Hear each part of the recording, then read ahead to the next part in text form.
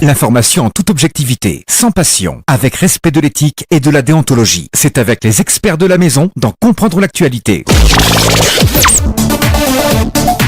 Comprendre l'actualité, c'est le rendez-vous quotidien avec notre rédaction, du lundi au vendredi sur Sabari FM 97.3. Comprendre l'actualité, toujours en direct sur Sabari FM, à partir de 16h. Comprendre l'actualité, les autres viennent après nous. Politique, société, économie, culture et sport. Toutes les questions y sont débattues avec sérieux. Comprendre l'actualité, fini vos interrogations. Réalisation Aboubacar Kamara, conduite technique Fatoumata Kamara, cadrage Fodé et Kamara, Mamadou Ouri Sissé, Lamina Sissé. Bonsoir à toutes, bonsoir à tous. Merci une fois encore de nos préférés. Bienvenue dans l'émission Comprendre l'actualité. Le rendez-vous quotidien avec notre rédaction tous les soirs quand il est 16h, temps universel à réseau synchronisé sur Pacifica FM à Zérekoré sur la 96.6. Également grâce à notre relais 97.3 Sabari FM à Kindia, ou partout où vous êtes, vous avez la connexion www.sabarifm.com. C'est le direct. Merci de nous choisir. Nous sommes lundi 24 septembre 2018. Nous sommes ensemble pour au moins une heure. Au menu de ce rendez-vous, deux sujets. Le premier, nous allons parler de ce qui fait l'essentiel de l'actualité au sein de la classe politique guinéenne. Vous le savez, Jean-Marc Teliano, président de RDIG, pratiquement ils sont partis, a claqué la porte de l'opposition républicaine. Mais il n'est pas parti avec des mains vides. Il a tiré à boulet rouge sur Cellou Dalein Diallo, chef de file de l'opposition guinéenne. Et également, il renoue avec Alpha Condé et son RPG Arc-en-Ciel. Mais pourquoi ça suscite assez de débats dans la cité? L'autre question, plus que jamais, est-ce qu'il est-il urgent de revoir aujourd'hui l'opposition républicaine avec ces vagues de départ? On peut en citer Mel Sidia Touré, Ousmane, non pas Ousmane Kaba, mais les autres, on peut citer qui encore qui a quitté le RPG, l'opposition, on peut citer Badiko, je crois, qui a quitté à un moment donné, Ousmane qui était dans l'opposition, qui a également quitté. Donc ils sont nombreux, même s'il faut annoncer aussi d'autres qui sont arrivés au sein de cette classe politique. Je vais parler de Faya Milimono qui a rejoint l'équipe, également Lucene Makanera Kake qui était avec Alpha Condé à un moment donné, Papa Koli Kourouma également, pour ne citer que ceci. Alors, comment l'opposition réagit à ce départ de Jean-Marc Teliano? Docteur Faya Milimono du bloc libéral sera en direct dans cette émission. Et deuxième sujet, nous allons parler une fois encore de la Cour constitutionnelle. Les juristes dos à dos, l'opinion pratiquement perdue. Avec ce vide juridique soulevé ça et là, un juriste analyste propose deux solutions. L'une, son nom, Youssouf Fofana. Youssouf Silla, il va réagir dans cette émission pour donner sa position, une position pratiquement tranchée dans ce dossier. Vous l'entendrez au bout de cette émission. C'est le menu avec les experts. Ils sont 4 autour de moi cet après-midi. Bonsoir Aïssata Kamara. Bonsoir Malik, bonsoir à tous. Bonsoir également Bakar Kone. Bonsoir Malik, bonsoir à tous. Bonsoir Amadou Makissa Diallo. Bonsoir à tous. Et tout juste auprès de moi, Barry Mamadou 2, bonsoir. Bonsoir Malik, bonsoir à tous. Une fois encore, merci de nous préférer, bienvenue à tous. Fini les interrogations, fini les ondes d'ombre. L'actualité s'offre à vous quand vous en avez le droit. Elle n'a plus aucun secret pour vous, car nos experts tamisent les sujets qui font l'actualité du jour. Tous les matins, du lundi au vendredi sur Sabari FM, l'actu politique, économique, de la société, des sports et de la culture obéissent à votre compréhension. Vous avez dit les experts, dites aussi Sabari FM.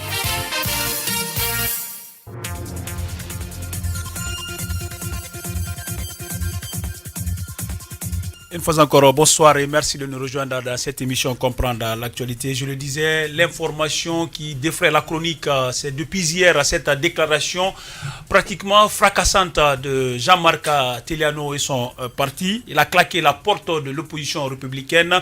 Il a tiré à boulet rouge sur Cellou Dalein Diallo en réglant certains comptes. Il renoue avec Alpha Condé, son bel amour traditionnel. Mais pourquoi ça intrigue de plus, d'autant que ce n'est pas une première quand même, cette transhumance politique à Amadou Makissa Diallo. Première réaction. C'est vrai. Je pense que les premiers qui ont quitté les formations politiques auxquelles ils appartenaient n'ont pas parlé comme Jean-Marc Teliano. Ouais, il a vidé réellement son sac. Voilà, il a vraiment... non seulement il a fait un très long communiqué, il a rédigé un très long communiqué dans lequel d'ailleurs il a tout expliqué les raisons de son départ. Par contre, ceux qui avaient l'habitude de quitter les formations auxquelles ils appartenaient ne produisaient qu'un communiqué laconique sans pour autant aller au fond. Sinon que le fait, on est habitué à la transhumance politique. Vous aviez, à l'entame de cette émission, cité déjà des noms, même si Mouktar, Aboubakar Silla n'ont pas fondu leur parti dans le RPG Arc-en-Ciel, et encore moins que lui, et Jean-Marc Teliano aussi n'a pas fondu, mais de toutes les façons, il va, fumer le même calumet de paix que, comment on appelle ça, le RPG Arc-en-Ciel. Le RPG Arc-en-Ciel. Donc, c'est à voir d'ailleurs à la longue, si lui aussi il ne va pas faire comme les Malik Sankon, comme d'autres formations politiques, les Makanera au départ, s'il ne va pas fondre son parti dans le RPG Arc-en-Ciel. Bon, c'est pas. Mais de toute façon, on est habitué à ces transhumances-là. Je pense que ce n'est pas, disons, quelque chose de nouveau. Mais ce qui est vraiment inquiétant, je ne dis pas que l'opposition aujourd'hui est complètement démembrée, mais il y a trop de départs, même si, par contre, vous avez cité tout à l'heure certains partis politiques aussi qui ont rejoint la même opposition, mais on était encore dans ce même studio où un opposant, aujourd'hui qui est avec Selou, disait que Selou voulait, disons, l'éliminer, avait vraiment, en tout cas, était en train de ourdir quelque chose pour l'éliminer. Mais aujourd'hui, la même personne est avec Selou. Donc, c'est franchement un peu, c'est un imbroglio dans lequel les gens ne se retrouvent pas. On ne sait plus qui est vrai opposant et qui ne l'est pas. Peut-être que, sauf l'UFDG, autour de laquelle formation politique les autres viennent graviter et le RPG autour duquel les gens viennent, les autres formations politiques viennent graviter. Mais c'est tout un fourre-tout difficile vraiment de trancher. Est-ce qu'on est en train de faire un faux procès à Jean-Marc Teliano, d'autant que ce n'est pas une première quand même? Moi je pense qu'on n'a pas besoin de faire un procès, c'est normal, c'est naturel. Il était au RPG, il dit qu'il a été mal conseillé, il a quitté le RPG, il est venu à l'opposition républicaine. Et là également... Il retourne encore au RPG Arc-en-Ciel. C'est malsain ou quoi? Parce que franchement, vous ne pouvez pas dénoncer quelque chose, vous quittez après, vous revenez. Mais écoutez, vous savez que nos politiques n'ont pas cette dignité. Mais pour lui quand même c'est plus grave. Cette dignité, non, ce n'est pas que pour lui c'est grave. Ils sont tous comme ça, ils sont tous pareils. Ils sont derrière les intérêts. Quand les intérêts ne sont pas là, ils quittent automatiquement. C'est un peu le jeu politique à l'africain. Les gens, ils vont dans leur... Ce n'est pas dans l'intérêt des militants, mais dans leur propre intérêt. Parce que moi, j'ai vu des choses qu'il a éliminées. Il y a une grande partie, c'est son propre intérêt qu'il a essayé de mettre en valeur. Ce n'est pas, par exemple, il parle de Guéguédougou ou de Kissoudou parce qu'il avait dit que selon une alliance électorale qu'ils ont aussi avec l'UFDG, ils se sont convenus qu'ils accompagnent l'UFDG dans les zones où ils sont au moins minoritairement représentés pour que ces minorités puissent voter pour la liste de l'UFDG et qu'en retour, dans leur fief également, que l'UFDG puisse les accompagner, notamment à Guéguédougou et à Kissoudou. Et malheureusement, selon ses dires, qu'au moment venu, le président de l'UFDG a pris son avion pour aller à Dakar. Donc, il a laissé son propre sort et finalement, il a perdu ces circonscriptions-là. Alors, il parle également du non-respect, de non-accompagnement, parce qu'ils disent qu'au niveau de la répartition, au niveau de la CENI, il n'a pas été soutenu. Et également à l'Assemblée nationale, où il voulait faire partie d'un des vice-présidents de l'Assemblée nationale, également, il n'a pas été soutenu. Donc, il a comme l'impression, l'UFDG est avec lui en alliance électorale, mais dans les faits, ce n'est pas ça, parce qu'il dit que même dans les localités de la Moyenne-Guinée, où il a battu le pavé contre Baye-Maré pour accompagner l'UFDG, mais l'UFDG, le président de l'UFDG a pris Dr Faya pour aller faire des tournées en son nom. Donc je pense qu'aujourd'hui, les faits qu'il a dénoncés, c'est que la plupart, malheureusement, moi ce qui m'intrigue, c'est que la plupart de ceux qui quittent l'opposition républicaine disent la même chose. Notre alliance électorale n'a pas été respectée. Il fait semblant. Mais ceux qui quittent également le RPG disent la même chose. Oui, ils disent la même chose. Donc, je pense qu'aujourd'hui, Jean-Marc dit, la fin de la déclaration, ils disent, posez-vous la question, pourquoi 19 partis politiques ont quitté l'opposition républicaine? Ils se posent la question. Mais pourquoi c'est maintenant ils se posent cette question? Donc, je me dis... Quand les autres quittaient, pourquoi il n'est pas parti avec eux? Je me dis, il y a certains éléments qui... C'est pas sincère. Certains éléments ont été dénoncés, il parle de manque de stratégie de l'opposition républicaine. Mais là, il faisait partie. Donc s'il n'y a pas de stratégie, ce n'est pas la responsabilité de Cellou Dalein Diallo, ce n'est pas la responsabilité de l'IFDG, mais c'est la responsabilité de tous les leaders qui étaient de l'opposition républicaine. Je pense que bon, moi ça ne me fait ni chaud ni froid parce que je savais que tôt ou tard, puisqu'il sait qu'il ne peut pas vivre comme il le souhaite à l'opposition républicaine, il ne peut pas être ministre avec l'opposition républicaine, il peut avoir un poste juteux à l'opposition républicaine. Donc il va falloir maintenant courtiger le RPG arc-en-ciel pour dire que je reviens encore à mes anciens amours, comme il le dit souvent. Donc je pense que son allié traditionnel avec lequel il peut gagner beaucoup, même si quand il a quitté précipitamment, et effectivement, depuis qu'il a été limogé, il a commencé à tirer à boulet rouge à 24 heures de son limogeage de son poste du ministre. Donc je pense qu'aujourd'hui, c'est des gens, c'est des nains politiques, c'est des gens qui n'ont aucune conviction en politique, c'est des gens qui ne courent que derrière leur propre intérêt. Donc qu'ils restent à l'opposition républicaine ou qu'ils quittent, ça ne fait ni chaud ni froid de mon point de vue à l'opposition républicaine, d'autant plus que ce n'est pas un poids majeur au sein de l'opposition républicaine. Barry Mamadou II, votre réaction à entendre cette déclaration de Jean-Marc Teliano qui claque la porte, mais il pouvait partir tout bonnement, d'autant qu'il revient dans une famille à laquelle il a appartenu à un moment donné, mais qu'il avait flingué quand il a quitté. Aujourd'hui, il retourne dans la même famille. Est-ce que quelque part, ce n'est pas un comportement un peu malsain et ce n'est pas vraiment honorable quand même pour un leader politique?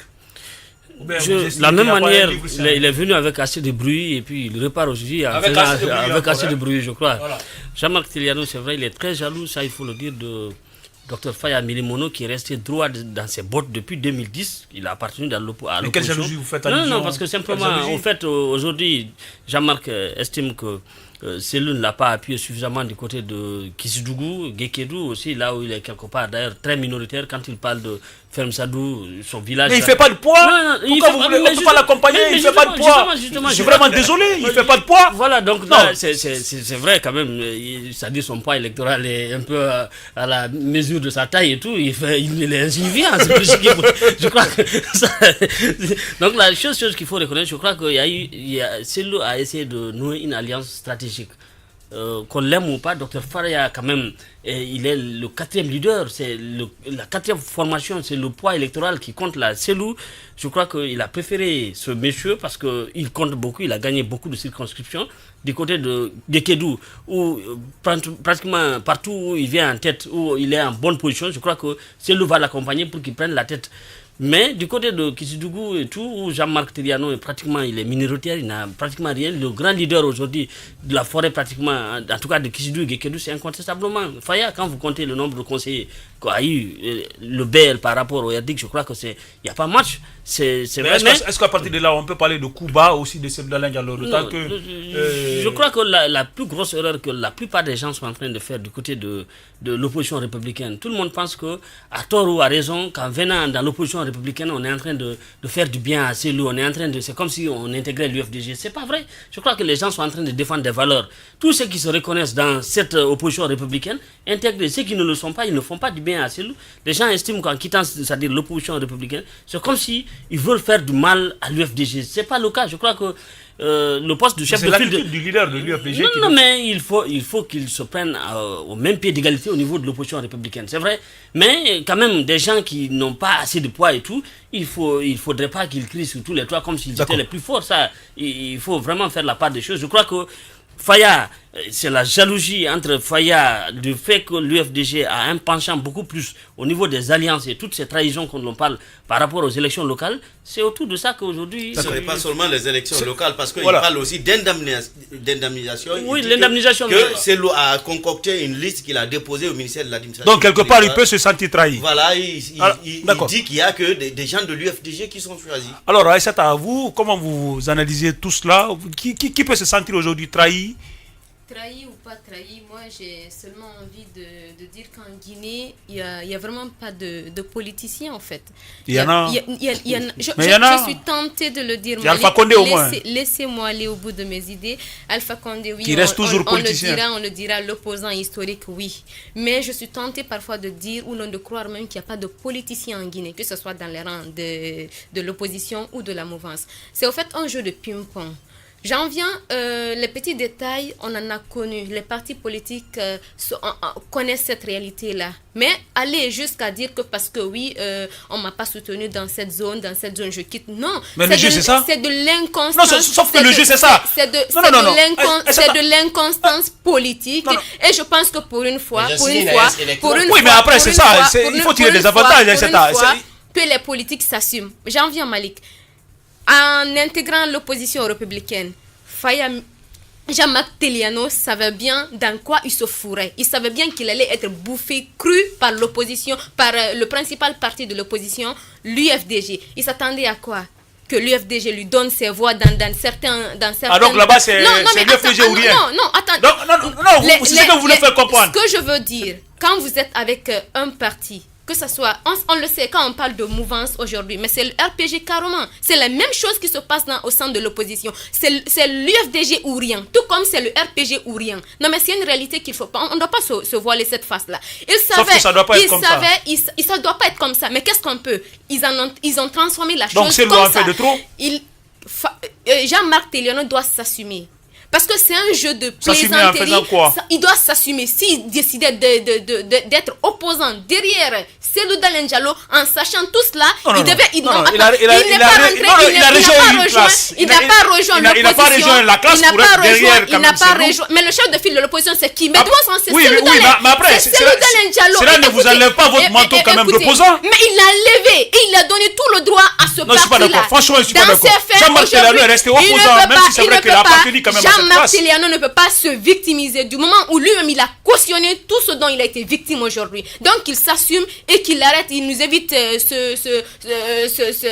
de dire que oui, il a été écrasé. Non, je ne supporte pas cette position-là. Il faut au moins à un moment donné, si on doit rester, si des personnes veulent quand même être candidats à la présidentielle en Guinée, se respectent et respectent un peu le peuple de Guinée dont ils se jouent chaque jour de leur vie. Et c'est pourquoi je suis d'avis avec le Sénégal qui a vraiment adopté une loi. Et cette loi écarte les candidats, les candidats humoristes qui veulent briguer la présidence. Non, mais il faut qu'on se le dise. Là-bas, il y a des candidats humoristes. Il faut au moins plus de 40 000 signatures le parrainage pour être candidat à la course présidentielle. On devrait vraiment faire ça pour connaître vraiment qui est qui et quel parti peut aller à la présidentielle. Koulouba, tout cela vous amuse, ça vous fait rire, d'autant que vous avez tout le temps soutenu, jamais ça n'existe pas en politique. Hein?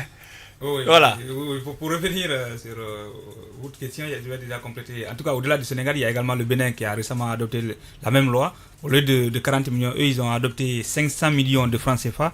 Au-delà de 40 000 signatures également. Donc, il faut avoir 500 millions pour près de participation. Donc, on devait faire autant. Maintenant, parlant de Jean-Marc Teliano, c'est ceux qui ne connaissent pas Jean-Marc Teliano qui sont surpris. Non, qui sont surpris. Mais il n'y a pas plus commerçant que lui, franchement. Il n'y a pas plus commerçant dans l'arène politique que Jean-Marc Teliano. Ceux qui le connaissaient avant qu'il ne vienne au gouvernement savaient, quand il est arrivé, les toutes premières opérations de cette histoire d'engrais. Non, mais avant l'engrais, avant la campagne agricole, il y a eu le Guinéo-Léonais, là, cette histoire de diamant. On a toujours suivi cela. Il y a eu cette histoire d'engrais, là. Et quand il était ministre de l'Agriculture, on sait les affaires. Franchement, moi, je ne veux pas trop rentrer dans ces détails. Mais il y a certaines inscriptions, les postes de directeur et autres, on sait tout ce qui était proposé au directeur pour que vous soyez directeur. Voici ce que vous devriez débourser pour monsieur tel. Non, franchement, c'est des petits détails. Les postes étaient vendus là. Tout ce qu'ils connaissent, ils savent de quoi je parle. Les proches des Jean-Marc Teliano savent de quoi je parle. Les anciens directeurs nationaux au département de l'agriculture savent de quoi je parle. Alors ça, c'est l'autre volet. Et quand il s'agissait de former les membres, le bureau de l'Assemblée nationale, pourquoi Jean-Marc Teliano a claqué la porte du RPG? Les gens ne se sont jamais demandé. Si vous vous souvenez, à maintes reprises, je vous ai dit que j'avais tant d'informations sur Jean-Marc Teliano. Le monsieur voulait, comme il y a quelqu'un d'entre nous qui a appelé ça, il voulait la vice-présidence du bureau de l'Assemblée nationale. Il a donc demandé cela au RPG. Le RPG ne pouvait pas se permettre, d'ici un des cadres de cette formation politique, de donner la présidence à Jean-Marc Teliano, d'autant plus que politiquement, il n'y avait plus autant de bases. Et connaissances sont passées également au département de l'agriculture, et puis tous sont démêlés, ces conflits qu'il y avait avec d'autres trucs. Le RPG ne pouvait pas se permettre de lui donner ce poste-là. Alors du coup, il a quitté le RPG Arc-en-Ciel, il est venu. Aussitôt débarqué du gouvernement, 2-3 semaines après, il a signé cette alliance électorale avec l'UFDG, et puis voilà. On va permettre au premier invité d'intervenir dans cette émission. Docteur Lansana Faya Milimono, bonsoir. Oui, bonsoir à l'équipe de Sabari. Je dis bonsoir à tous les fidèles auditeurs de la radio Sabari. Je rappelle que vous êtes le président du BL, le bloc libéral. L'actualité politique reste dominée par ce départ fracassant quand même de Jean-Marc Ateliano de l'opposition républicaine. Et aujourd'hui, l'opinion se pose la question que qu'est-ce qui se passe au sein de l'opposition républicaine, parce que ça se vide un peu. Ça vous fait rire, mais pourtant c'est la réalité. Non, pas du tout. L'opposition ne se vide pas. Vous savez, dans notre pays, il y a une chose qu'il faut dire clairement. Aujourd'hui, les gens veulent ramener le débat toujours à des personnes. Celui qui veut quitter l'opposition, il dit c'est à cause de ces loups. Le BL n'est pas à l'opposition parce que c'est loup est dans l'opposition. Nous sommes dans l'opposition parce que nous sommes opposés au régime du professeur Alpha Condé et nous sommes en train de proposer au peuple de Guinée une offre qui va permettre de changer radicalement la gouvernance dans notre pays. Pour cela, je suis obligé, en tant que parti politique, de collaborer avec d'autres qui ont le même objectif à court terme de créer toutes les conditions pour que l'alternance puisse avoir lieu. Une fois les conditions créées, les élections sont propres. Nous irons en compétition et le meilleur qu'il gagne. Et que ce meilleur-là soit par exemple le candidat qui va présenter le bloc libéral, le cours de l'histoire de la Guinée va changer. Nous avons écouté la déclaration de l'honorable Jean-Marc Ateliano. Nous l'avons suivi également sur les émissions de La Place. Le constat, c'est que le message n'est pas clair et net. Tantôt, il rejoint la mouvance, tantôt, il est dans l'opposition républicaine, dans l'opposition plurielle. Où est-ce qu'il se trouve? Où se trouve aujourd'hui le RDIC? Ceci est extrêmement important à savoir. Il y a un détail que l'on doit préciser à l'intention de vos auditeurs.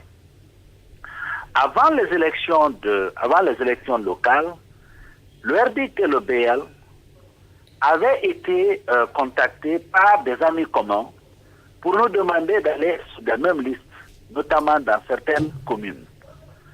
Ce que nous n'avons pas fait, mais il y avait un accord entre nous que l'un arrivant en tête devait être accompagné par l'autre. En vertu de cet accord-là, le bloc libéral, malgré tout ce que nous sommes en train d'entendre dans les médias, a invité ses élus de 3 communes, notamment de Guékédou, d'accompagner, n'est-ce pas, les candidats du RDIC pour conquérir la mairie. Mais le contraire ne s'est pas fait. Il semble dire qu'il part aujourd'hui parce que Selou n'a pas respecté son accord. Non, l'accord entre Selou et lui, c'est une chose, l'opposition républicaine est une autre chose. Il y a là la confusion et qu'est-ce qu'il veut dire clairement. Il devait d'abord commencer à se devoir et savoir qu'est-ce qu'il reproche l'opposition républicaine. Parce qu'il peut reprocher des choses à l'UFDG, mais il faut bien qu'il réfléchisse pour dire qu'est-ce qu'il reproche à l'opposition républicaine. C'est là la confusion qu'il faut d'abord régler. Est-ce que vous voulez conclure que le problème de Jean-Marc Ateliano, c'est Selou Dalein Diallo, mais ce n'est pas l'opposition en soi? Parce qu'après, dans sa déclaration, il y a un passage où il parle, par exemple, de l'indemnisation des victimes. Il estime que ce n'est que la liste fournie, il n'y a que la liste des victimes de l'UFDG. Est-ce qu'à ce niveau, il est en train vraiment de prêcher dans le désert? Encore une fois, si ce n'est pas simplement parce qu'on veut communiquer sans savoir d'abord qu'est-ce qu'on va dire clairement, parce que la première chose dans cette activité de communication, quand on est politique, on est d'abord dans le business de la communication, parce que vous vendez votre projet à travers la communication. Si vous voulez communiquer, eh bien, il faut d'abord savoir exactement qu'est-ce qu'on va dire. Mais je n'ai pas l'impression qu'il sache exactement ce qu'il veut dire. Est-ce qu'il reproche quelque chose à l'opposition ou bien il reproche quelque chose à l'UFDG. La liste dont il parle, on a demandé à tous les partis politiques ayant pris part à des manifestations pacifiques, dont les militants ont été tués ou blessés, de dresser la liste, joindre les documents, démontrant que ce qu'on dit est vrai, et déposer au ministère de l'administration du territoire. S'il a constaté que l'UFDG a déposé, et il a une liste sous la main qu'il devait déposer, il n'avait qu'à déposer la liste. Au lieu de dire, est-ce qu'il faut obligatoirement que la liste que lui, il possède soit déposée par l'UFDG? Je ne crois pas. Voilà là où il y a un peu la confusion. Maintenant, le problème, docteur Faya, et dans la déclaration, il vous soupçonne comme complice d'une éventuelle élimination politique qui se nous orchestrerait.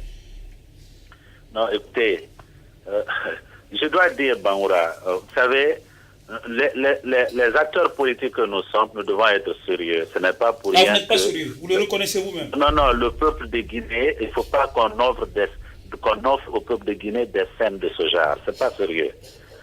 Il faut que nous soyons sérieux. Ce que nous faisons, c'est quelque chose d'extrêmement important. Alors, ce que l'honorable Jean-Marc est en train de dire, là où ça ne tient pas debout, il n'y a pas un parti qui peut dire « je vais tuer l'autre ». Il est vrai que nous sommes tous des adversaires. Nous allons à la conquête du même électorat. Naturellement, si je vais à la baie pour chercher l'électorat, je le prendrai forcément en partie parmi ceux qui sont aujourd'hui sympathisants ou militants. Pourquoi vous, par exemple, ça ne vous a pas tenté de faire un rapprochement avec Jean-Marc Teliano, d'autant que... Ou bien c'est parce que vous partagez le même électorat?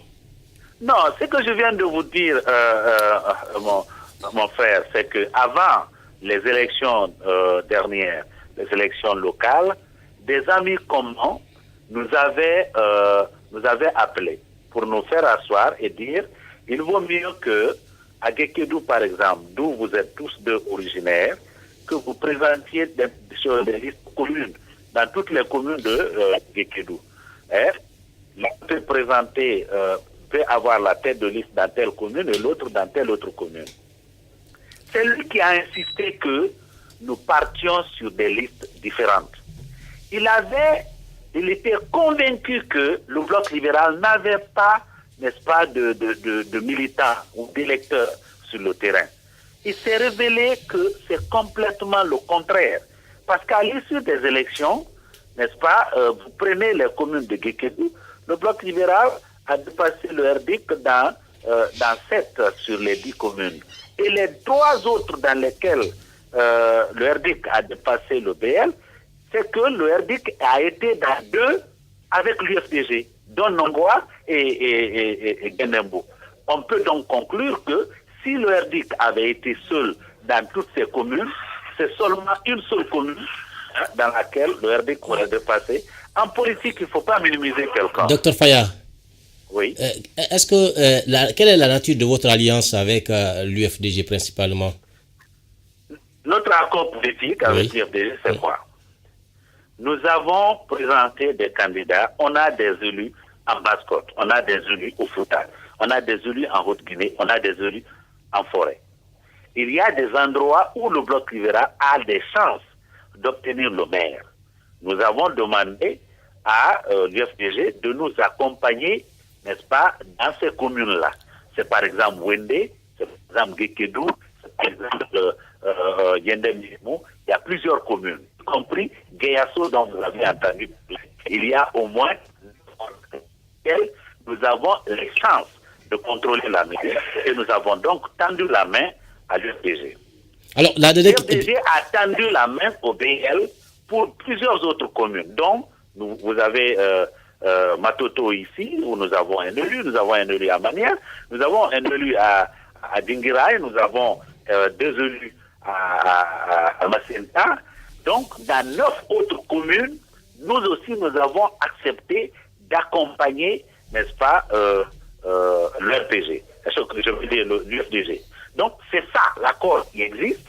et nous sommes en train de travailler à mettre en œuvre. Alors, quand je vois que quelqu'un peut quitter l'opposition parce qu'il y a un accord politique entre le BL et un autre, je dis on sort complètement de la politique pour tomber dans l'émotion. Alors, par rapport à ces accords, Jean-Marc Delano parle de 9 partis qui ont quitté l'opposition républicaine. Vous dites le contraire, que l'opposition ne se vide pas. À date, quels sont les grands partis qui sont dans cette opposition républicaine? Non, il n'y en a pas, il faut pas poser la question. Je parlerai du BL et je vais vous dire une chose. Ensuite. C'est le seul parti avocat. Moi, je vous réponds. Attendez que je finisse. Même si l'UFDG décidait d'aller à la mouvance, le BL sera dans l'opposition et le BL va créer l'alternance en 2020. La question, Dr Faya, vous êtes au nombre de combien aujourd'hui? En plus du BL, vous avez l'UFDG, vous avez, comment on appelle ça? Vous avez l'UGDD. Okay. C'est vrai que les sigles politiques, je ne peux pas les retenir. Je peux vous dire le nom des leaders beaucoup plus de mémoire que de vous dire le nom de leur... Allez-y, donnez les leaders, les grands leaders. Le parti de Mme Bangoura est dans l'opposition, le parti de Mme Souma est dans l'opposition, le parti de M. Taran Diallo est dans l'opposition, le parti de Bouba Diallo est dans l'opposition, le parti donc l'UGDD de M. Nestor Kagbadouno est dans l'opposition. N'oubliez pas que ce parti était candidat aux élections. Non, docteur Faye, moi je vous permets de respirer par rapport à cette question, parce que Condé va poser la question lui-même, il va mener des enquêtes. Maintenant, on va parler d'autre chose, parce que c'est vrai, on est pris par le temps. Aujourd'hui, l'opposition républicaine s'est réunie. D'abord, le premier fait anodin, c'est que je fais la publicité pour cet endroit. Au lieu que ça soit au QG de l'UFDG traditionnellement, vous vous êtes retrouvé au niveau de Belvédère. Alors, qu'est-ce qui s'est passé?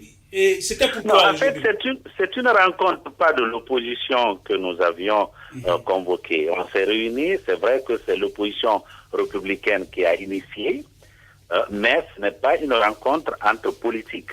Nous avons voulu donc tenir la rencontre sur un terrain neutre. On avait préalablement été payé, n'est-ce pas, pour une salle à Riviera Royale, mais les pressions du gouvernement ont fait que Riviera Royale a reculé et a retourné l'argent à l'opposition. On est allé vers l'hôtel Onomo, c'est la même chose. Et donc, finalement, nous avons choisi de tenir la rencontre à Belvédère. Les grandes décisions de cette rencontre, rapidement. Les grandes décisions, nous devions d'abord tous ensemble, parce qu'il y avait des syndicats, il y avait au moins 8 centrales syndicales qui étaient présentes, il y avait les grandes plateformes de la société civile que vous connaissez, que ce soit la PQ, donc Ballet Citoyen, toutes ces grandes... le était là, et d'autres partis politiques également. Nous avons d'abord écouté les spécialistes du droit nous dire que ce qui se passe à la Cour constitutionnelle, c'est de l'amateurisme. Mais en réalité, ce n'est pas fondé sur le droit. Et maintenant, nous avons pris la décision, tous ensemble, de travailler à mettre fin à ça. Chacun a sa méthode.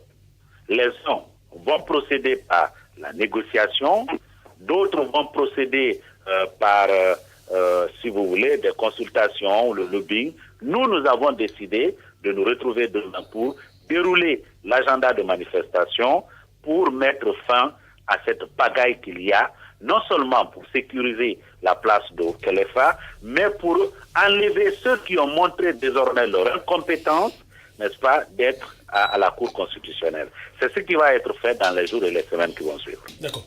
Merci, docteur Faya Milimono, d'être passé encore chez nous.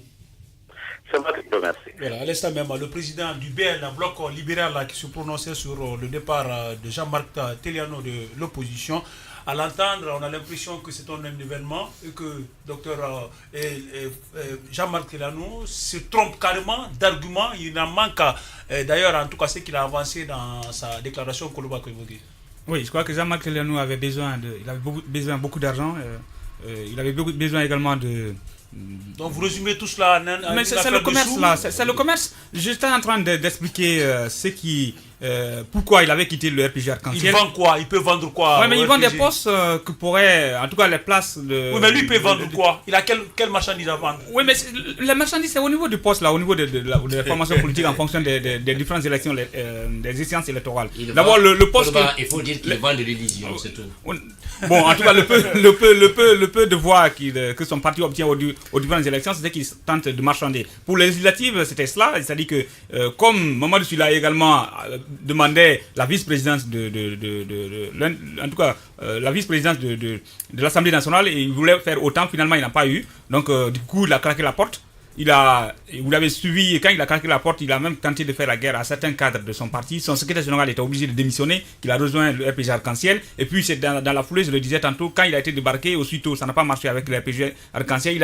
Il a signé cette alliance électorale avec l'UFDG, cette alliance électorale qui vient aujourd'hui, depuis hier ou alors avant-hier de mettre fin déjà. Parce que les choses également n'ont pas marché du côté de l'UFDG. Si l'alliance électorale que vous avez signée avec l'UFDG ne résume même pas l'opposition républicaine comme Dr Faye l'a dit à l'UFDG. L'alliance électorale était signée entre RDIC et l'UFDG. Ça n'a pas marché entre ces deux formations politiques. Il devait rester dans l'opposition républicaine. S'il avait vraiment des valeurs à défendre, il devait rester dans cette formation politique que de quitter l'opposition républicaine parce que vous n'êtes pas entendu avec l'un des membres, alors que il avait déjà également d'autres alliances avec le bloc libéral. Alors, est-ce qu'il devait quitter l'alliance parce que ça n'a pas avec le bloc libéral? Parce qu'en réalité, comme on l'a déjà dit... À ce niveau, il faut être très prudent, il ne faut pas incriminer de trop Jean-Marc Ateliano. Quand ça ne va pas avec... Selou Dalein Diallo, au sein de l'opposition républicaine, vous serez amené à quitter. Non, mais pas du tout. Oui, vous quittez. Non, pas du tout. Il y a bloc. Non. Il faut rappeler, il y a des exemples là. Il arrive un moment. Il y a Faye qui reste aujourd'hui dans l'opposition. Mais je crois que le jour où ça va clasher entre lui et Selou Dalein Diallo, il finira. Mais il ne va pas rejoindre Faye que je connais, ne va jamais rejoindre le RPG. Il y a une différence là. Il y a une différence. Je crois qu'il y a une certaine lecture que certains Guinéens font. Ne pas s'attendre avec l'UFDG, ça ne veut pas dire que vous n'êtes pas opposant. Voilà, mais dès lors que vous rejoignez le RPG Arc-en-Ciel, vous êtes mouvancier, vous n'êtes plus opposition. Franchement, moi, j'ai écouté il dit qu'il reste à l'opposition. Oui, c'est ce que je voulais dire. Je l'ai écouté le matin, il dit qu'avant tout, il est opposant. Moi, je ne sais pas qu'est-ce que... Il a dit qu'il rejoint le RPG, mais il est dans l'opposition. Je ne sais pas quelle définition les enfants... Voilà, quelle définition les enfants de l'opposition, de la mouvance présidentielle. Qui est opposant? Vous êtes opposé aussi par rapport à ça. Non, c'est là des Mouktar qui ont gardé leur parti politique. Ils ne sont pas quand même de la mouvance. Dans sa déclaration... Ça peut être un exemple, Abakar. Parce que quand tu prends le parti de Mouktar, tu prends le parti de NFD, tu prends l'UFC, jusqu'à preuve du contraire, ils ne sont pas quand même de la mouvance. Moi, c'est de sa déclaration que je lis. Dans sa déclaration, il dit qu'il rejoint son ancien allié traditionnel. C'est ce qu'il a dit. Les commentaires qu'il a fait après, là, c'est pas important. Moi, c'est qu'il a dit dans sa déclaration. Il dit, je rejoins. Il dit qu'il avait quitté son allié traditionnel parce qu'il avait été mal conseillé. Il n'est pas dans l'opposition. Il revient maintenant parce qu'il a constaté vraiment que ce n'est pas... Il y a une confusion totale. C'est ce que je n'ai pas compris. Il dit ce que je n'ai pas compris. Il a quitté le RPG parce que le RPG ne l'a pas soutenu pour avoir la vice-présidente de l'Assemblée. Il dit qu'aujourd'hui, l'Assemblée, le bureau a quitté de 14, je crois, à 17. Et même avec ça là, cette fois-ci, l'opposition ne l'a pas encore accompagné. Donc il quitte maintenant l'opposition. Il va encore au RPG pour voir s'il peut avoir quelque chose. Il parle de la délégation spéciale. La délégation spéciale, il n'a rien eu avec la mouvance. Maintenant, puisque là-bas, il était avec l'opposition, il dit qu'il a tout fait, il a marchandé, mais il n'a rien eu. Donc j'ai comme l'impression que c'est des gens, c'est des gens qui ne sont pas sérieux dans la politique, pas de conviction. Sa déclaration même, moi j'ai dit sa déclaration, j'ai vu que je suis convaincu que c'est lui seul qui a écrit cette déclaration-là. Parce que ça n'a pas été concerté, parce que là-dedans, il y a de l'incongruité dans ce qu'il écrit, il y a de l'inconstance dans ce qu'il écrit. Et voilà, Jean-Marc Tilano. C'est une déclaration explicative. Koloba l'a dit, Jean-Marc Tilano, c'est un marchand d'illusions, il fait semblant d'être gros, mais en réalité, il est petit comme le dit Barry, comme sa taille. C'est pas seulement ça, je crois que Jean-Marc Tilano, vous savez, il est soupçonné d'avoir des petits partis en poche aussi et tout, de temps en temps, des gens qui se battent pour avoir des agréments et tout. Voilà, donc il vend, il y a tout ça, donc il y a, je crois, beaucoup de choses. Mais vous savez, quand on parle aujourd'hui de Jean-Marc Tilano, la seule chose que tout le monde retient, c'est tout de suite l'affaire de la tablette au niveau de l'Assemblée, tout ça. Donc, au-delà de ça, vous savez, c'est pas facile de résister dans l'opposition. Je crois que Jean-Marc est en train de donner une leçon, franchement, aux politiques en Guinée. Ça veut dire que ce n'est pas facile de résister et rester longtemps dans l'opposition. Nous allons avancer dans cette émission. Tout à l'heure, on va s'intéresser au deuxième sujet. Merci aux experts. On observe une courte pause. On revient pour parler une fois encore de la Cour constitutionnelle. Vous avez déjà entendu même la position aujourd'hui de l'opposition qui s'apprête à dérouler un plan pour contrer et ramener les différentes positions à de meilleurs sentiments pour qu'on puisse sauver notre cour constitutionnelle. Parce qu'il faut le rappeler une fois encore, si ce imbroglio continue au sein de cette cour constitutionnelle, il y a risque, il y a danger et ça guette tout le monde. On observe une courte pause, on revient pour la suite et nous allons entendre derrière Youssouf Silla, il est juriste analyste qui va se prononcer sur cette situation conflictuelle au niveau de la cour constitutionnelle. Fini les interrogations, fini les ondes d'ombre. L'actualité s'offre à vous quand vous en avez le droit. Elle n'a plus aucun secret pour vous, car nos experts tamisent les sujets qui font l'actualité du jour.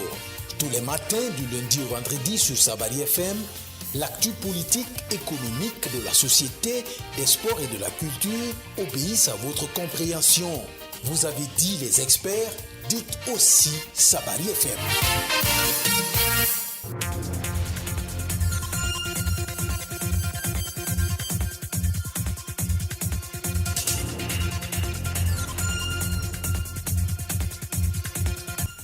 Retour dans ce studio pour la suite et la fin de cette émission Comprendre l'actualité. Vous êtes à Zéro-Corée, vous nous pratiquez grâce à Pacifique FM à 96.6, mais également à Kindia, notre relais 97.3. Ou partout où vous êtes, vous avez la connexion www.sabarifm.com. TuneIn Radio, vous pouvez avoir l'application pour nous suivre en direct. C'est comme ça se passe tous les soirs et quand il est 16h en temps universel, du lundi au vendredi.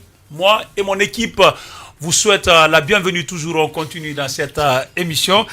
Merci de nous choisir. La Cour constitutionnelle, on en parle une fois encore, les juristes dos à dos, l'opinion pratiquement perdue, avec le vide juridique soulevé. Et ça et là, un juriste analyste a proposé deux solutions. L'une, son nom c'est Youssouf Silla. Tout à l'heure, il sera en direct avec nous. En attendant, nous allons continuer à recueillir l'avis des experts. Est-ce qu'avec un petit recul, vous estimez aujourd'hui qu'il y a une solution, Aïssata? Et bien sûr, je pense que les fondeurs peuvent... il n'est pas interdit de revenir. Le droit nous permet bien sûr de faire... Mais vous ne pouvez pas revenir si vous n'avez pas confiance à votre président. D'ailleurs, vous avez déclaré un état d'empêchement. État d'empêchement ou pas, je pense qu'à l'allure des choses, il y a lieu de s'asseoir un moment et réfléchir à tout ce qu'on est en train de poser comme acte. Aujourd'hui, l'opinion crie à la violation de la procédure ou non même de la Constitution. Mais eux-mêmes fondeurs, ils doivent s'asseoir, voir vraiment est-ce que oui, ils sont droits dans leurs bottes, dans le combat qu'ils sont en train de mener. Est-ce qu'ils pensent que oui, ils défendent l'intérêt du peuple ou ils défendent eux-mêmes leur intérêt personnel? Il y a lieu de s'asseoir et revoir un peu ce qui a marché ou ce qui doit marcher. Koulouba. Oui, je crois que on n'a pas affaire avec des conseillers de la Cour constitutionnelle qui sont aussi matures, j'estime, qui peuvent voir plus loin que le bout de leur nez pour prendre une telle décision, très sincèrement. Parce que c'est aujourd'hui, cette affaire a commencé depuis au mois de mars, là. Il y a une première déclaration qu'ils ont publiée pour destituer Khalifa Sall. Et puis après, ils n'ont pas réussi. Ils ont attendu aujourd'hui, au mois de septembre, pour prendre une telle déclaration. Mais ce qu'ils doivent comprendre, il y a un aspect aussi important. Jamais une décision n'a été aussi contestée par l'opinion. Même dans les rangs des juristes les plus chevronnés de la société civile. Bref, la société guinéenne a dit non contre cette action menée par ces 8. Les 8 là ne sont pas plus que la population. Mais à un moment donné, c'est cette histoire de sous parce qu'à la Cour constitutionnelle, on parle beaucoup plus d'argent là. On va entendre l'avis d'un autre juriste analyste également. Alors, Youssouf Silla, monsieur Silla, bonsoir. Bonsoir, M. Bangoura. Voilà, merci de nous rejoindre dans cette émission. Nous parlons de cette situation conflictuelle au niveau de la Cour constitutionnelle. Des juristes se sont prononcés. L'opinion semble être perdue entre les différentes positions. Est-ce que vous êtes arrivé à la conclusion qu'il y a un vide juridique sur toute la ligne? Bon, vide juridique, je ne sais pas s'il faut parler de vide juridique, mais il y a une situation de crise par rapport à laquelle j'ai fait une analyse et qui m'amène à certaines conclusions. Voilà. Mais parler de... Je sais pas si je peux... Alors vous êtes arrivé à quelle conclusion maintenant, après toute cette réflexion?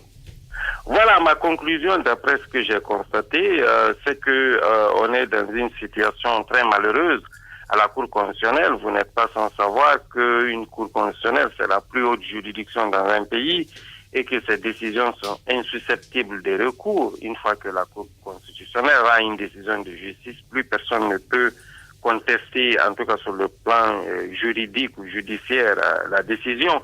Et donc, elle doit être une cour exemplaire, mais voir que les juges au sein de cette cour se livrent à un conflit sans fin et qu'il y a une crise qui impacte négativement sur la bonne marche, sur la bonne administration de la justice, tout ceci finit par créer une véritable crise de confiance du public par rapport à la justice. Donc c'est par rapport à toutes ces choses, à toutes ces situations que à cette rupture de confiance entre le public et la Cour, cette forme peut-être même, disons, de politisation de la Cour, que nous avons besoin d'hommes et de femmes juges qui animent cette Cour et qui soient irréprochables du point de vue compétence et du point de vue honorabilité. Alors concrètement, il y a des divisions au niveau des opinions des constitutionnalistes. Vous, quelle est votre position? Ma position est que la Cour, il y a une division entre les membres de la Cour. On le sait. Et si on en arrive à ce point, c'est que moi j'ai proposé j'ai proposé une démission collective des membres de la Cour, des membres de la Cour. Et si ça ne marche pas, on pourrait aller vers la mise en œuvre, en tout cas, de l'article 54 de la Constitution, ce qui permet au président de la République de prendre les responsabilités qui sont les siennes, parce qu'il ne faut pas oublier que le président de la République et la République de Guinée, en vertu de l'article 54 de la Constitution, est le garant des institutions. Il doit veiller au respect de la Constitution, assurer le bon fonctionnement régulier des pouvoirs publics. Si on est dans une situation où la Cour ne fonctionne pas, il peut à ce moment-là il peut en ce moment envisager la destitution des membres de la Cour. Vous êtes juriste également avec une casquette d'analyste. Alors, selon vous, pourquoi le président végéterait dans ce silence? Parce qu'après, ce problème il est posé, tout le monde en parle, mais le président n'arrive pas à trancher, d'autant qu'en application de ces dispositifs, c'est-à-dire l'article 54 de la Constitution, le garant du bon fonctionnement des institutions, mais il dit rien. Il fait comme s'il n'est pas en Guinée d'ailleurs, franchement, il n'est pas intéressé. Bon, et moi je ne peux pas traduire la volonté du président de la République, je ne peux pas aussi comprendre... Mais vous pouvez analyser avec un recul quand même, vous pouvez analyser, vous êtes observateur. Mais vous savez, là, on est dans des situations où moi je me limite strictement aux éléments juridiques de la situation. J'ai dit que le président de la République a le pouvoir, lorsque les institutions de la République ne fonctionnent pas, de prendre les responsabilités qui sont les siennes, en particulier dans ce cas précis, de prendre les mesures qui vont vers le fonctionnement. Est-ce que ça veut dire que... Pour le faire, on le saisit ou bien il se saisit lui-même du dossier parce que la crise n'a pas commencé qu'hier. On ne le saisit pas. On ne le saisit pas. Il peut s'auto-saisir juridiquement de cette situation parce que la situation est visible. Et il y a 8 juges, en fait, il y a 8 conseillers qui ont pris des décisions pour démettre le président en exercice de la Cour constitutionnelle. Le président de la Cour constitutionnelle est dans une situation difficile avec les autres. Tout ceci a un impact, bien évidemment, sur la bonne administration de la justice. Comment une justice constitutionnelle peut fonctionner si les juges qui ne l'animent pas ne s'entendent pas, ils ne forment pas une équipe? Est-ce que le président a un deadline pour ça? Est-ce qu'il y a une limite? Est-ce qu'il y a une durée? Non, en fait, il n'a pas de limite. Il n'y a pas un délai au-delà duquel... il n'y a pas un délai prescrit au-delà duquel, en fait, en fonction duquel il doit prendre la décision. Mais l'article 54 dit tout simplement qu'il est le garant des institutions, qu'il doit veiller sur le respect de la Constitution. Or, la Cour constitutionnelle est une institution est une juridiction qui est prévue par la Constitution. Donc, elle doit pouvoir fonctionner. La machine de cette Cour, elle doit continuer à tourner. Il n'y a pas de raison que ceux qui l'animent la bloquent. Bon, à vous entendre d'autres juristes, on peut conclure que juridiquement, c'est verrouillé. Maintenant, mon problème, c'est par rapport peut-être à la procédure ou le fond même de cet arrêt rendu par ces conseillers. Est-ce qu'à partir de là, on peut dire que Kelefa est cuit, je m'excuse, je mets ça entre guillemets dans ce dossier. Parce qu'après, les décisions de la Cour sont insusceptibles de recours. Oui, en fait, les textes disent que les décisions de la Cour sont insusceptibles de recours, mais moi je trouve en fait ce fameux arrêt critiquable à plusieurs points de vue, parce que c'est un arrêt par exemple qui aboutit à démettre le président de la Cour à cause du fait que, à raison d'une motion de défiance. La motion de défiance est une procédure parlementaire, elle n'est pas une procédure judiciaire. Donc je ne sais pas de quelle manière les 8 conseillers ont pu utiliser une procédure parlementaire alors qu'ils ne sont pas des députés pour mettre fin aux fonctions du président de la Cour constitutionnelle alors que celui-ci n'est pas un chef de gouvernement.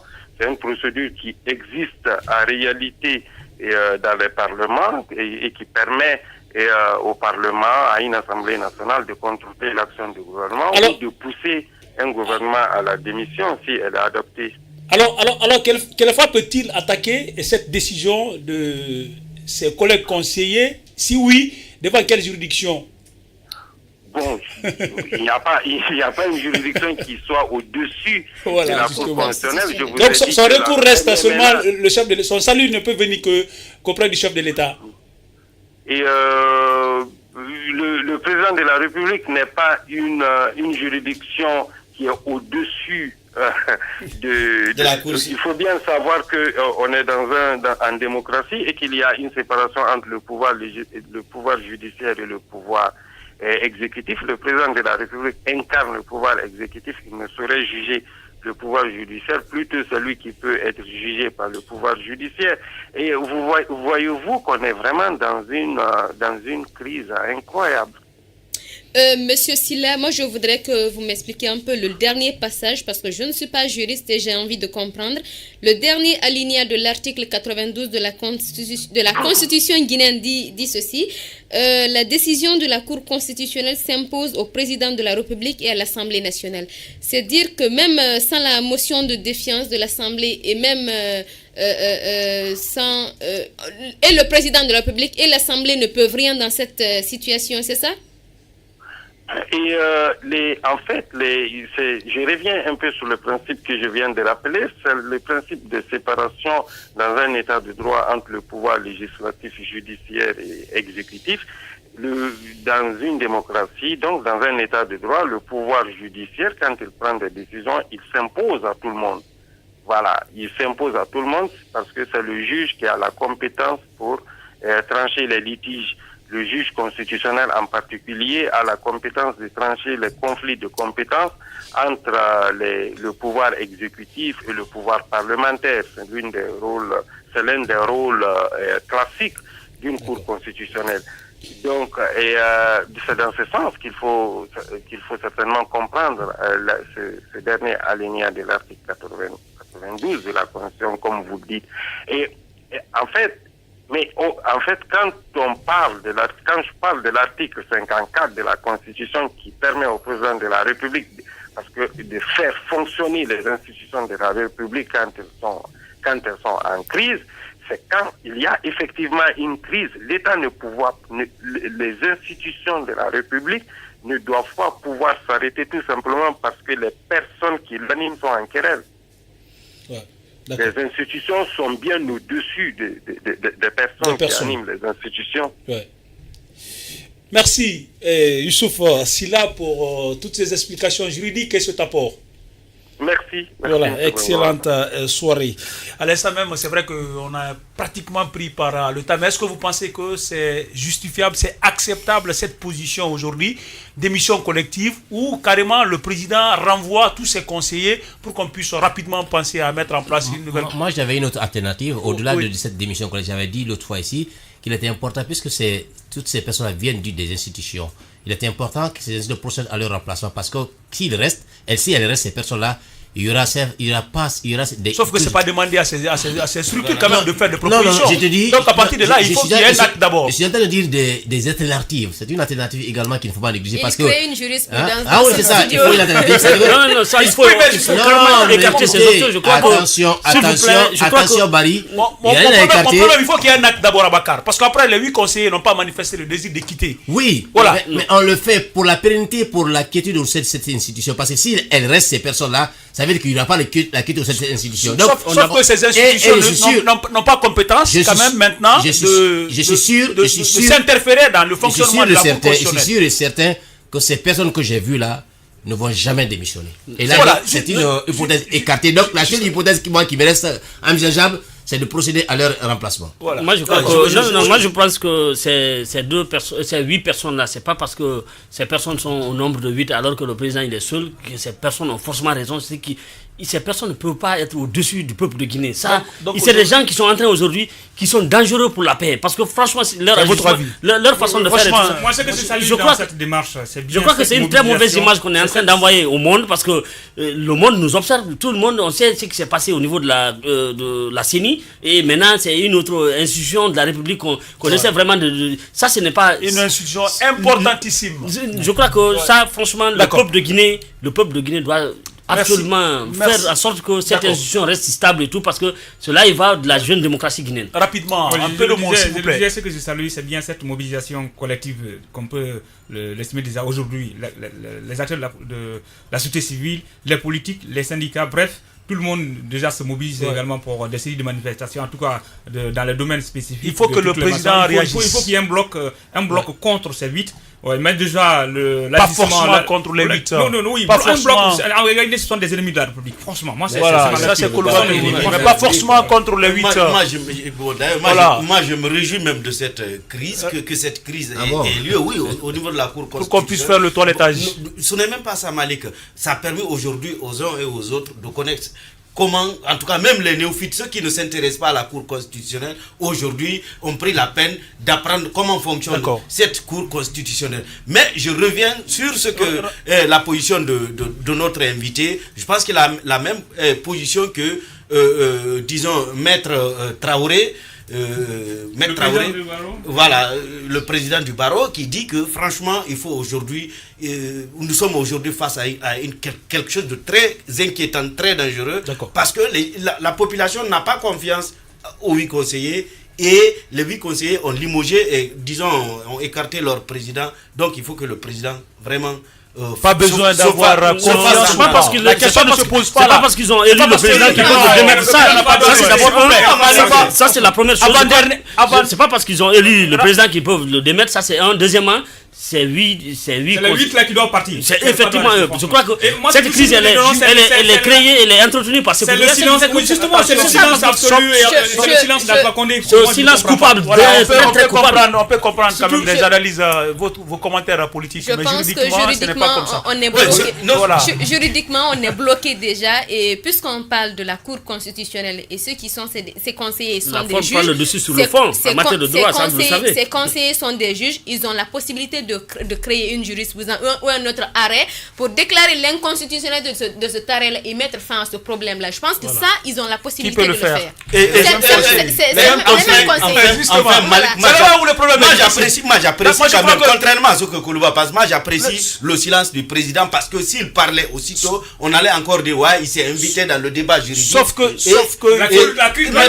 maintenant que c'est chaud, s'il intervient, ce sera vraiment pour mettre fin à cette il faut être d'accord là-dessus. Il n'y a pas une institution capable de s'inviter dans ce débat pour aller résoudre ce problème. Voilà. Seul le président de la République, garant du bon fonctionnement des institutions, peut prendre tout de suite une décision. Donc je suis vraiment désolé pour ceux qui pensent que les 8 conseillers doivent en pâtir. Nous allons suivre de près l'évolution de ce dossier. Vivement la résolution quand même de ce problème parce qu'après, La Cour constitutionnelle, quand même, c'est une institution très sensible et je crois que si elle ce qu'on a oublié de il y a signaler, beaucoup de Malik, risques qui s'ouvrent. Merci Aïssata. C'est un cours constitutionnel, pas d'élection. Voilà, justement, c'est le président qui peut s'inviter rapidement pour résoudre ce problème. Son silence pourrait être traduit comme une certaine confusion qu'il voulait vraiment entretenir. Et si Kelfa est débarqué politiquement, beaucoup voiraient quand même des intentions révisionnistes du président Alpha Condé. Il faut le rappeler, Kelfa avait attiré son attention lors de son investiture. D'ailleurs, un discours que les 8 conseillers avaient partagé, il faut le dire, parce qu'après, ce n'est pas le président seul qui avait fait ce discours. Donc, on comprend aisément pourquoi il y a assez de bruit. Et Koulouba qui a parlé d'affaires de sous, ça ne peut être que ça. Les institutions, merci Koulouba. Excuse-moi de vous priver cette fois-ci. C'est fini cette émission. Avec le même plaisir, nous vous donnons rendez-vous demain. Toutes nos excuses, la main sur le cœur, vous n'aurez pas droit à votre rubrique le beau du président pour des raisons techniques. Nous reviendrons sur cet élément dans nos prochaines éditions de Comprendre l'actualité. D'ici là, Ce que la Guinée possède, Sabari FM vous le révèle.